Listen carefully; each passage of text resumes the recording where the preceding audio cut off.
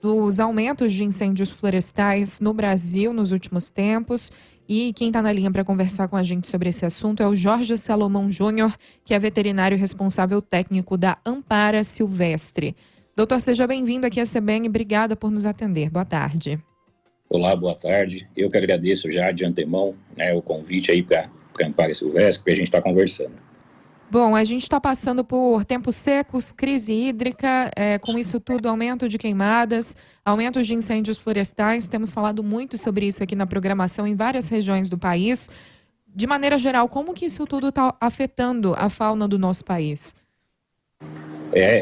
São situações onde a fauna sofre demais, né? É diretamente muito impactada. A gente teve aí o incêndio florestal mais recente aí no ano passado, né, em 2020, se a gente pegar Pantanal, onde tiveram mais de 65 milhões de animais queimados, né, isso só falando de vertebrado.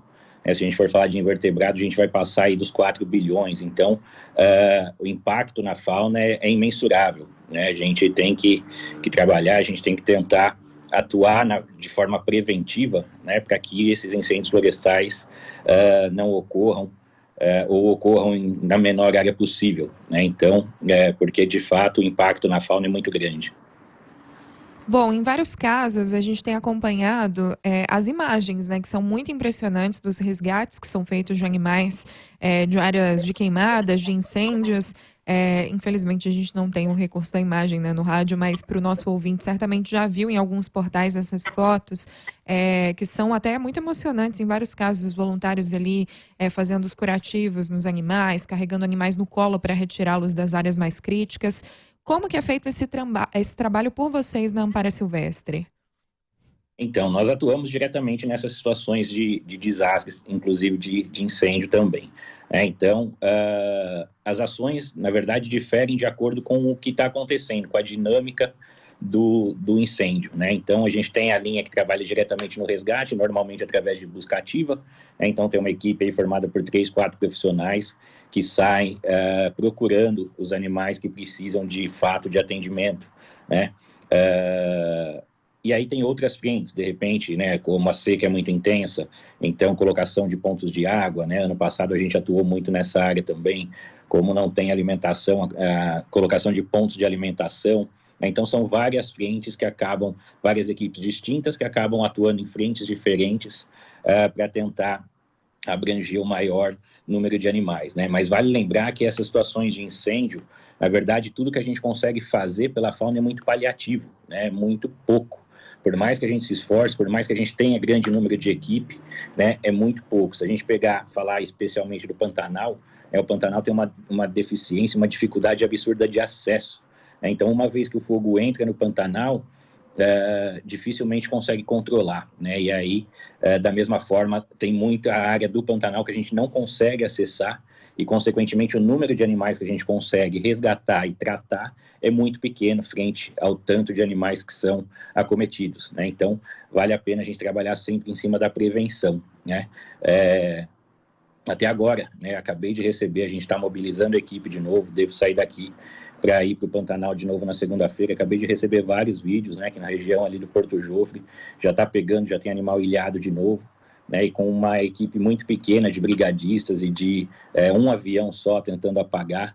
Então já fica até o meu apelo também, aproveitando, para que ICMBio, IBAMA, enfim, né, o Poder Estadual e Federal possa intensificar, né, os trabalhos lá na região, para que não seja, que a gente não chegue tão tarde como chegou no ano passado, para que a gente consiga trabalhar prevenindo mais esse ano e tentando minimizar o impacto na fauna. A Ampara atua mais no Pantanal, né? Quais que são os animais que vocês mais encontram nessas situações, que são mais resgatados por vocês? Ampara, ano passado a gente atuou no Pantanal, né? A gente ainda tem animais que já se recuperaram da queimaduras, mas ainda estão no processo de recuperação. Nós resgatamos muitas antas, né? Teve muita anta cometida, resgatamos onça pintada, resgatamos coati, resgatamos cervo, veado,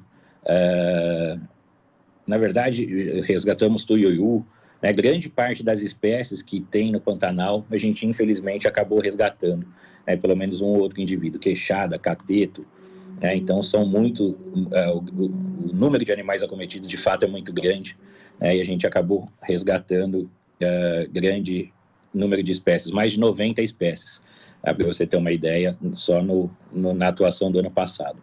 Normalmente, como é que é feito esse acompanhamento depois? Porque acontece ali um socorro imediato, né, o tratamento desses animais, e depois é possível que eles voltem para os habitats ou para onde eles são transferidos? Como é que, em caso de animais muito feridos, por exemplo, o que acontece? Isso, a equipe de campo faz, né, o resgate imediato, né, dá os primeiros socorros ali no local mesmo. Depois disso, dependendo da gravidade do animal, ele é destinado ou para um recinto, algum local, né, nos casos mais simples, né, ou nos casos mais graves, eles são encaminhados para tratamento intensivos, né. Então, aí, normalmente está relacionado, no caso do Pantanal, né, a uma universidade, né, mas quando a gente fala de outros locais, normalmente algum hospital particular, né, sempre tem alguém dando apoio para os animais que precisam de cuidados intensivos, né.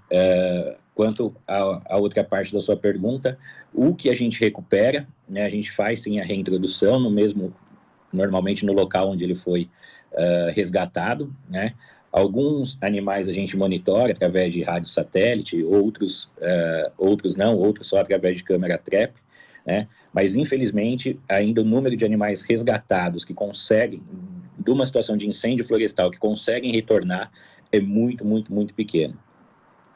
Eu estava dando uma olhada aqui nas redes da Ampara Silvestre e estava vendo, por exemplo, a imagem de um resgate recente de uma anta em Campo Grande, que teve quase a pata decepada porque caiu numa armadilha.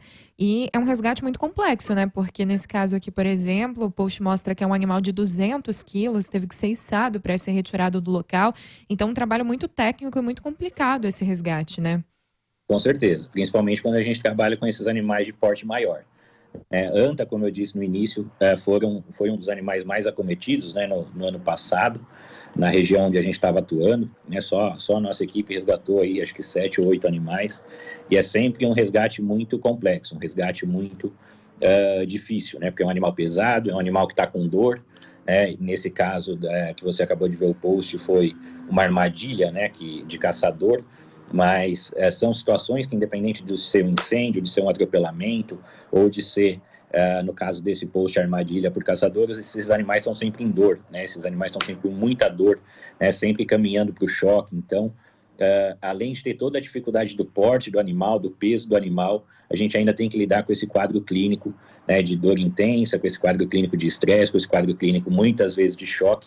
Então, são sempre resgates muito pesados, muito desgastantes para a equipe e que precisa de uma experiência técnica para conseguir fazer isso com segurança.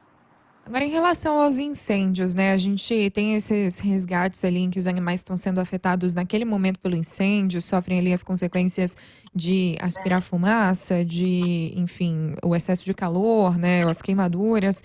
Mas também a gente tem visto alguns casos de animais que fogem desses ambientes por causa dos incêndios e aí são encontrados no ambiente urbano, né? Fora dos habitats. Como é que funciona nesses casos? Tem que ser feito um resgate também, né?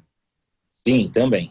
Na verdade, a hora que o fogo chega, eles tentam correr, tentam fugir para onde dá, né? Literalmente, e às vezes, dependendo da progressão do fogo, o único local, rota de fuga, acaba destinando esses animais para ambientes urbanos. E aí sim, nessas situações, também esses animais devem ser resgatados, né?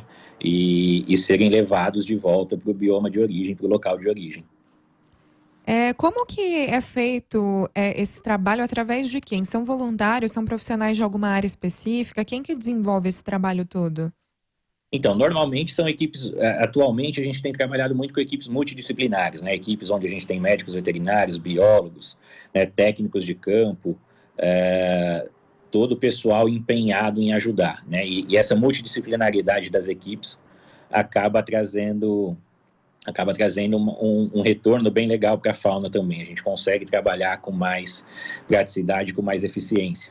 Então, são vários profissionais quando é muito grande a ação, né, tem pessoas que nem são da área, mas que também estão bem intencionadas, que acabam ajudando. É necessário lembrar que precisa de um treinamento específico, né, para quem nunca atuou nessas situações, mesmo os médicos veterinários, biólogos, enfim, a gente precisa de um treinamento específico, porque é algo perigoso de fazer, né, então precisa de um certo treinamento, um treinamento básico, pelo menos.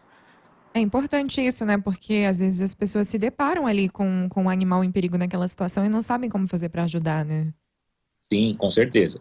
É tanto para ajudar os animais, quanto para a progressão do fogo também, né? Se a gente estiver falando de incêndio. Então, é imprescindível que nessas equipes tenham também pessoas do bombeiro, tenham brigadistas, né? Para que possam orientar, inclusive o corpo técnico também, até onde a gente pode ir, como que a gente pode agir, para que isso seja seguro para a equipe que está trabalhando também.